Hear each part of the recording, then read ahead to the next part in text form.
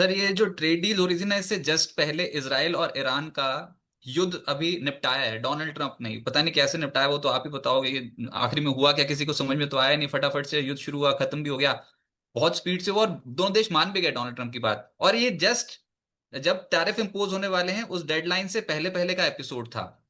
तो क्या आपको लगता है कि ये हमको इसी सिनेरियो में अभी आगे बढ़ना पड़ेगा? क्या जियोपॉलिटिकल टेंशंस अभी हावी रहेंगी और डोनाल्ड ट्रंप कुछ ना कुछ ऐसा करते रहेंगे? मेरा इशारा ऐसा ये भी है कि भारत और पाकिस्तान के बीच में जब युद्ध की स्थिति हुई थी तब भी ट्रंप का ये कहना था कि मैंने सुलझाया है।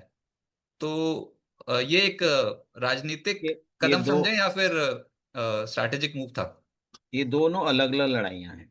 जो ईरान की लड़ाई हुई इसराइल के साथ, ईरान को बात समझ में आया कि अमेरिका अगर इसराइल के साथ खड़ा हो जाता है हम्म। तो उसका उसकी तबाही सुनिश्चित है।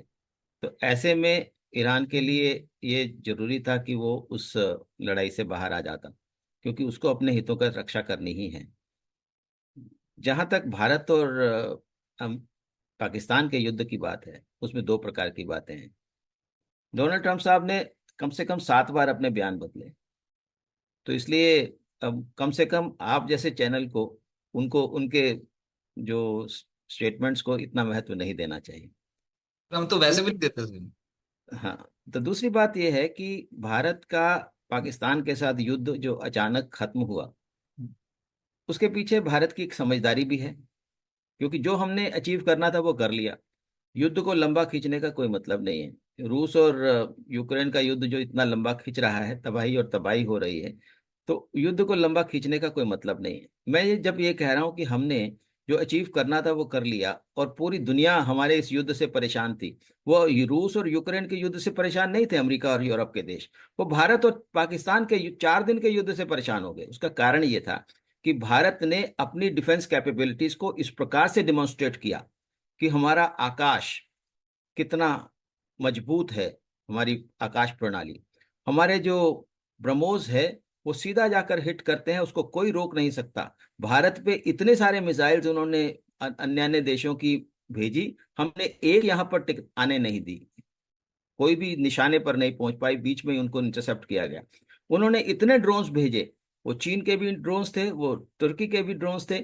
हमने एक ड्रोन को अपने लक्ष्य को भेदने नहीं दिया। सारे के सारे ड्रोन्स या तो स्टैंड स्टिल कर दिए गए या गिरा दिए गए। हमारा यहाँ ये कहना है, जिस प्रकार से भारत ने अपनी डिफेंस कैपेबिलिटीज को डिमॉन्स्ट्रेट किया है, अमेरिका और यूरोप में और तमाम मुल्कों में जो जो हथियार एक्सपोर्ट करते थे, उनमें एक प्रकार से एक डर सा समा गया कि अगर भारत का ये युद्ध और समय चल गया तो भारत की डिफेंस कैपेबिलिटीज और ज्यादा उभर करके सामने आएंगी, और उनके एक्सपोर्ट बाजार जो हैं वो खराब हो सकते हैं। इसलिए उन वो घबरा करके उन्होंने सबने निवेदन किया। और उसके बाद एक निवेदन पाकिस्तान की ओर से आया युद्ध विराम का, जो हमने स्वीकार कर लिया।